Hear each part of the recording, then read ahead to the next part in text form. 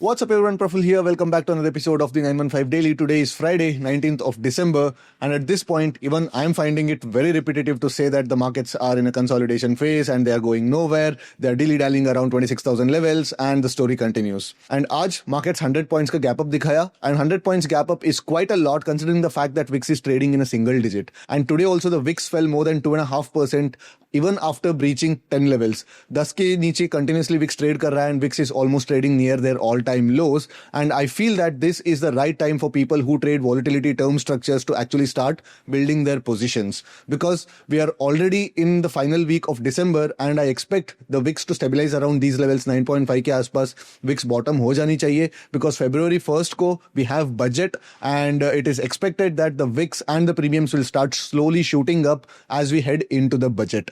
And today the markets opened gap up, and कल के video में हमने डिस्कस किए थे कि अगर मार्केट्स कल के रेंज के बाहर गैप अप खुलता है तो देन मेरे लिए वो नो ट्रेडिंग डे रहने वाला है, बिकॉज 25,900 से लेके 26,050 के बीच में बहुत ज्यादा ऐसे रेजिस्टेंस लेवल्स, ऐसे इन्फ्लेक्शन पॉइंट्स फॉर्म हो चुके थे.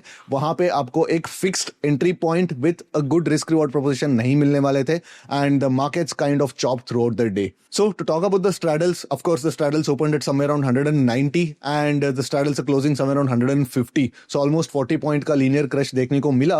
But of course the markets did move 80 points up, 80 points down and yet another 80 points up. So it was not such an easy linear kind of a day, because दोनों तरफ आपको delta hedge करना पड़ेगा and you would have paid some amount of cost in delta hedging itself. So Monday क्या हम 26,000 के ऊपर खुलने वाले हैं या 26,000 के नीचे ही खुलने वाला है? And in both the cases, what would be the possible trades that we might get on a Nifty 1DT on Monday? Let's get to the terminal and let's see. So, all right, again, same story on Nifty's daily chart. कभी एक green close मिलता है, कभी एक red close मिलता है, but the markets are not going anywhere. And yes, this is a place where you have to preserve your capital, and if at all you're trading straddles or strangles positionally, yes, you are getting paid, because markets last 2 महीने से कहीं नहीं जा रहा, within 300 points up or down 26,000 के आसपास ही कहीं घूम रहा है. So yes, people who are trading non-directional, they are getting paid, but people who are trying to hop on the trend early, they are getting chopped. But at the same time price action levels भी काफी ज्यादा अच्छे से respect हो रहा है. If you notice, यहाँ पे देख सकते हैं कि यहाँ पे एक डिमांड आया था which is exactly at the breakout level, and एक बार यहाँ पे भी आया, यहाँ पे भी आया. तो yes, price action levels भी काफी अच्छे तरीके से follow हो रहा है. And if at all you follow price action also, you must be generally safe, protecting your capital, right? Even if you're a trend following trader, you would not be getting trades, you would not even be getting entries, and that way you're not even getting chopped out, right? So as long as markets trade in and around 26,000 levels, तो markets कहीं नहीं जाने वाला है, and जितनी लंबी consolidation होगी उतनी ही strong breakout आने वाले time पे आ सकता है. And since I am a perma bull when it comes to Nifty and when it comes to the Indian equities, I expect the markets to break out in the upward direction. But yes, as people say that we were in an AI bubble and broader market से participation नहीं आ रहा है, this all time high के आसपास जो हम trade कर रहे हैं, it feels artificial. If that is the case and if that narrative has to be proven right, then of course एक downside की तरफ से भी एक momentum आ सकती है. But again, we are here to follow the price and we are not here to predict the markets, right? अगर lower time frame पे जाके बात करें तो यस, हमने ये डिस्कस किए थे कि if at all markets open a gap up above yesterday's range, तो ये रेंज के ऊपर अगर मार्केट गैप अप खुलता है तो मेरे लिए एक नो ट्रेडिंग डे बनने वाला है. बिकॉज मैं बताया था कल के वीडियो में ही कि यहाँ पे बहुत ज्यादा रेजिस्टेंसेस है, बहुत आसपास में रेजिस्टेंस है. यहाँ पे एक रेजिस्टेंस है, यहाँ पे एक रेजिस्टेंस है, यहाँ पे एक रेजिस्टेंस है, यहाँ पे एक गैप फिल हो सकता है, यहाँ पे एक जोन है. तो वेन्यू मैंने लाइंस ड्रॉ करके भी मैंने दिखाया था कि हर 15-20 पॉइंट्स में एक रेजिस्टेंस है.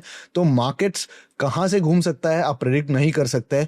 अगर या आज के प्राइस एक्शन पे भी आप देखोगे तो पहले यहां से मार्केट्स थोड़ा रिवर्स मारा एंड उसके बाद यहां पे फिर से एक ब्रेकआउट दिया, यहां पे स्टॉप लॉसेस को हंट किया, उसके बाद फिर से नीचे आया एंड ना प्राइस एक्शन ना higher highs and higher lows को रेस्पेक्ट किया, ना लोअर हाइज लोअर लोस को रेस्पेक्ट किया. Market some sort of a chopping किया पूरे दिन, right? So in a way, I feel like it was a good decision not to trade today. But of course, people who could actually manage their positions, they would have gotten some amount of decay, because straddle की बात करें तो yes 180 के आसपास, हमने 190 के आसपास actually खुले एंड थोड़ा बहुत ऑलमोस्ट 10 o'clock तक थोड़ा स्ट्रैडल होल्ड किया था, बट उसके बाद there was a linear kind of a decay and 152 के आसपास स्ट्रैडल बंद हो रहा है, तो we have another 10 minutes for the markets close and ideally 150 के आसपास ही क्लोज होने वाला है, विच means that we might be opening somewhere around 135 or 140 on Monday. अगर 26,000 के ऊपर खुलता है तो then probably 135 के आसपास ओपन होंगे. अगर एक 100 पॉइंट का गैप डाउन खुलता है तो probably will be opening somewhere around 145 or 150 because markets are like poised to break 26,000 levels on Monday. So most of the open interest positioning is also in that way, right? अगर Nifty की open interest पे जाएंगे तो yes, you can notice that a lot of 25,900, 25,800 calls have been unwound and 26,000 पे काफी ज्यादा straddles build हो चुके हैं. Almost 1.7 crores का open interest calls add हो चुके हैं. तो if at all we open within 25,950 and 26,050, then most probably the walls will continue to go down. There will not be much of a change. But problem तब होगी अगर हम लोग एक 25,900 के नीचे खुल जाते हैं, 25,900 के नीचे खुलते हैं तो then again there will be some amount of commotion and the vols will slowly start to rise. If not rise, at least जो वीकेंड का जो डीके फैक्टर होता है वो नहीं होगा. Probably like the straddle will be opening somewhere around 150 itself. But अगर Monday 1DT है तो depending upon where the markets gonna open, we'll have to plan our trades. And अगर मार्केट्स 26,000 के ऊपर खुलता है, अगर मार्केट्स 26,000 के डायरेक्टली ऊपर खुलता है, इन एंड अराउंड 26,000 प्लस और minus 20-30 points, then I will be watching for these levels very carefully. Because जैसे ये लेवल ब्रीच हो जाएगा ना, तो if at all the markets open are somewhere around 26,020 levels and 11 o'clock के आसपास तक मार्केट्स इधर ही थोड़ा कंसोलिडेट करे एंड 12 o'clock के आसपास एक ब्रेकआउट मिल जाए, then probably I can expect even 26,150 to be reached tomorrow itself. But markets अगर यहाँ पे फ्लैट खुल के यहाँ पे आता है तो देन प्रॉबेबली यहाँ पे एक one amount of one bout of selling आ सकती है. तो if market opens minor gap down और फ्लैट, बेसिकली 25,950 से लेके 26,000 के बीच में मार्केट्स खुल के अगर मार्केट्स 26,050 के आसपास आता है तो then I will initiate some sort of a short position with probably 50 to 60 points target and around 30 points का stop loss के साथ 50-60 points 1:2 का risk reward के type of trades कर सकता है. and अगर market बड़ा gap down खुल जाता है, let's say 25,900 के नीचे खुलता है, तो then I am expecting a selling and market should ideally hit 25,800 again अगर market यहाँ पे खुलता है तो. but अगर market flat खुल के पहले 15 मिनट्स के अंदर ही इस रेंज के अंदर आ जाएगा, then again today's range will again seal for tomorrow as well. तो मार्केट्स मोस्ट प्रोबेबली इस रेंज के बीच ही होने वाला है एंड प्रोबेबली आने वाले निफ्टी एक्सपायरी के दिन मार्केट्स कहीं ना कहीं 26,000 के ऊपर थोड़ा बहुत चॉप करके एंड देन फिर से 25,950 के आसपास आके, तो मार्केट्स यहाँ पे 26,000 थोड़ा स्ट्रैडलर्स जो लेट एंट्री किए, for example people who have shorted 26,000 straddles let's say 4 days back, then those people are already sitting in a decent amount of profits because 300 rupees के आसपास उनको straddle मिला रहेगा and वो 300 rupees basically that will give them 26,300 and 25,700 26,300 and 25,700 के range मिल जाएगा. तो those people would already be sitting in a decent amount of gains and उनको ज्यादा कुछ तकलीफ नहीं होने वाली है. but people who finished Sensex expiry and started building Nifty's positions let's say either today or yesterday evening, then उनको थोड़ा तकलीफ हो सकती है because they are not getting decent amount of premiums. 180 rupees का उनका प्रीमियम मिला रहेगा.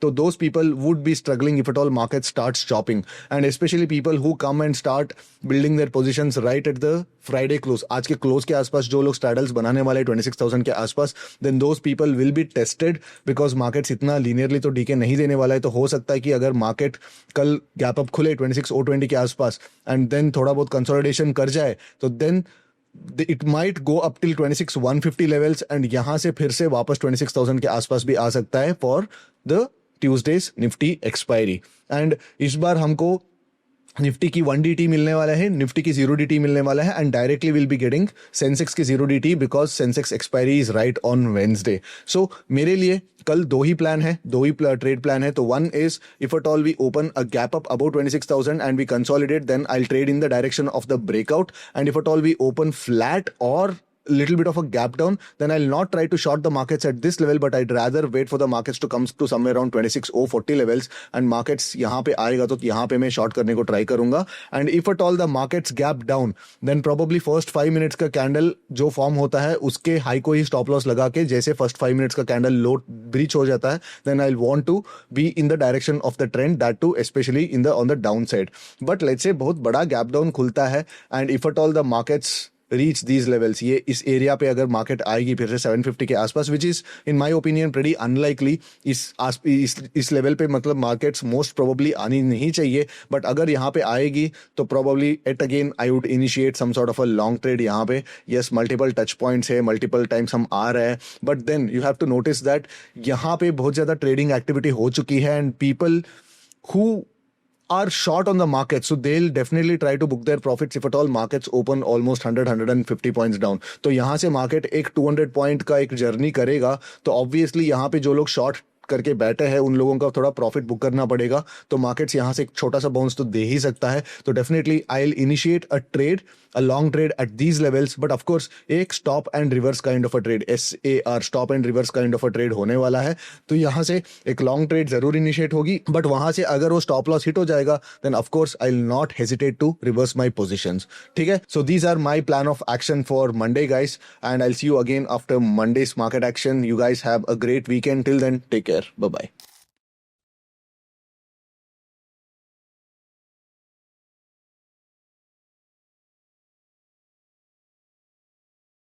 Investment in securities market are subject to market risks. Read all the related documents carefully before investing. Please read the risk disclosure documents carefully before investing in equity shares, derivatives, mutual fund, and or other instruments traded on the stock exchanges.